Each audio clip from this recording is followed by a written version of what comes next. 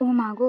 লাইফে মনে হয় ফার্স্ট টাইম বাড়ির থেকে পারমিশন পেলাম ঘুরতে যাওয়ার। যদিও দিনের দিন চলে আসবো বলেই দিয়েছে, নাইট স্টে এর ব্যাপার থাকলে কখনোই দিত না।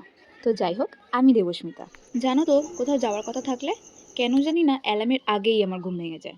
আচ্ছা, তোমাদের কি এমন হয়? তো যাই হোক, রেডি হয়ে চলে যাই স্টেশন, গিয়ে টিকিট কেটে একটু খাবার খেয়ে নিই। দেন চলে আসে আমাদের মহারাজ, আরে না না মানে নামখানা লোকাল, আর এই সুন্দরী দিদি আর আমি একসাথেই উঠি। দেন এই যে জয়নগর থেকে আমাদের সব মনারা চলে এসেছে। না না, এই যে নেভি ব্লু কালারের শার্ট পরে আছে ইনি আমাদের স্যার, আর আমরা হলাম এনারই সব স্টুডেন্ট। দেন গল্পগুজব করতে করতে চলে আসি লক্ষ্মীকান্তপুর স্টেশন, আর এখান থেকে আরো দুজন সুন্দরী মামুনি ওঠে। দেন আবার গল্পগুজব পরনিন্দা পরচর্চা করতে থাকি। একটু খাওয়ার ইচ্ছা হওয়ায় স্যার মানে দাদা কিনে নিল পাঁপড়। দেন পৌঁছে যাই নামখানা স্টেশন।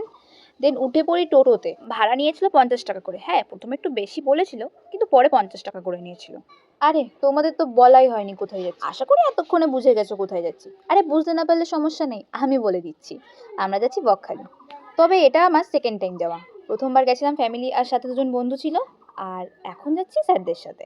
তো যাই হোক, প্রায় 3 ঘন্টা জার্নি করে আমরা চলে আসি বকখালি। আচ্ছা, বকখালিতে কি বক থাকে না, তাই কি এর নাম বকখালি হয়েছে? কেউ জানলে একটু বলো তো। দেন আমরা সমুদ্রের কাছে গিয়ে কিছু ফটোস ভিডিওস নিলাম। মজা করতে করতে প্রচণ্ড খিদে পেয়ে যায়। দেন চলে আসি একটু হালকা করে পেট পুজো করতে। তবে অনেস্টলি বলছি, খাবারের কোয়ালিটি খুব একটা ভালো লাগেনি। আশা করছি বাইরে গেলে এরকমই হয়। তো যাই হোক, পেট পুজো সেরে আমরা হাঁটতে হাঁটতে চলে আসি এই সুন্দর মন্দিরটা দর্শন করতে। বিশ্বাস করো, এই মন্দিরটায় গিয়ে মনটা এত ভালো হয়ে গেছে যে তোমাদের বলে বোঝাতে পারবো না। কেউ বকখালি ঘুরতে গেলে এই সমুদ্রের পাশে জঙ্গলের মধ্যেই মন্দিরটা আছে, ঘুরে এসো, মনটা পুরো জুড়িয়ে যাবে।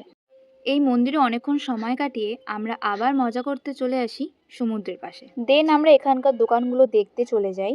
এখান থেকে আমি মায়ের জন্য নিয়েছিলাম এই ক্লিপটা, আর আমার জন্য নিয়েছিলাম এই 3 সেটের এই বক্সটা। বেশ দেখতে সুন্দর না?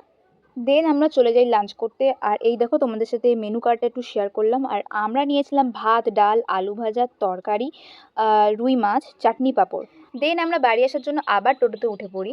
আর স্টেশনে নেমে আমরা পেয়ারা মাখা খাই। যে পেয়ারা মাখা খাইয়েছো তাকে অনেক থ্যাংক ইউ। আবার আমরা ইয়ার্কি ফাজলামি শুরু করে দিই, কিন্তু মনটা না আস্তে আস্তে খারাপ হয়ে যাচ্ছিল। যখন সবাই এক এক করে নেমে যাচ্ছিল যে যার বাড়ি যাওয়ার জন্য, মনে হচ্ছিল ইস, এই দিনটা আবার কবে আসবে তার নেই ঠিক। আবার যে কবে এরকমভাবে সবাই মিলে মজা করতে পারবো কে জানে। তবে আবার যখন সুযোগ হবে আবার যাব। সবাই ভালো থেকো। তবে তোমরা বাড়ি গিয়ে সবাই রেস্ট করছো, করো। আমার আর রেস্ট করা হবে না।